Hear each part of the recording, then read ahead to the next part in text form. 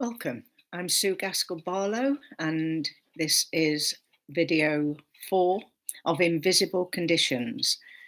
My condition that I'm talking about in these 8 videos, maybe even 10, these are about the conditions and the side effects and how to move forward with ME and fibromyalgia, of which I was diagnosed over 20 years ago and spent many years prior to that feeling that I was going mad, and people just thought it was all in my head. It was a very, very difficult time. Now, going to this new course and monitoring how I felt, looking at the root causes, were I was so busy helping everyone else that my energy just completely over many, many years just kept disintegrating. And I ended up having a physical breakdown, a mental breakdown, and had to look at why I did what I did.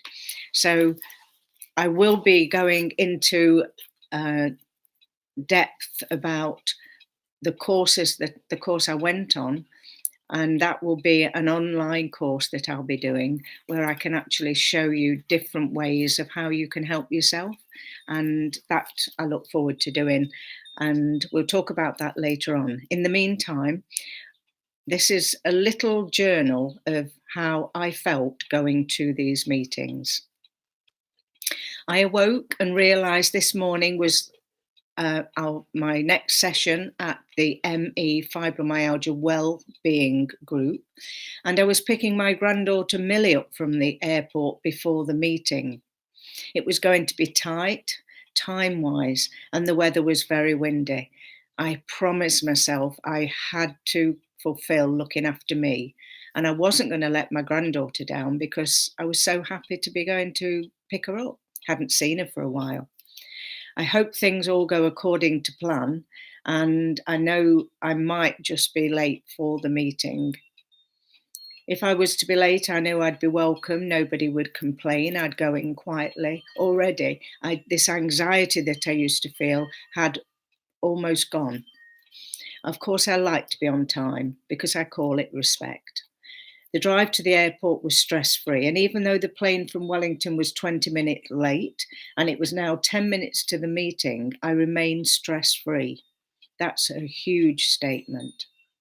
I greeted my granddaughter and she went to the car as I went to pay the meter. The pay station was out of order. My ticket came back out automatically as there was no evidence that the machine wasn't working when I put the ticket in. A queue was forming. I put my ticket back in to the advice of the machine saying, try again. Again, the ticket flew out. This time the wind took it, and I played chase for a while. Retrieving the ticket, I went over to the car and Millie. Chatting as I then took her to meet her mum, who was at work, and would give Millie the key to her car, I felt valued and helpful. Two of my main functions in life, that of needing to achieve and in helping others, had been satisfied. My energy then was enhanced. And I have a very high achiever, a hungry achiever. I wonder if that resonates with you. A lot of people with ME can actually see there's a pattern here. At our destination, I was given a loving hug and smile from my granddaughter, and off she went. Very content, I went to the group, and yes, I was 20 minutes late. I sat down quietly, acknowledged Tina and Kira, and allowed myself not to get anxious. I was being mindful. I was learning. I knew that if I had missed anything in the first 20 minutes, then there would be handouts, and that was really wonderful to know. And how amazing that yet again this meeting, these two lovely dedicated ladies were here without pressurizing me. And I thank them both and the group.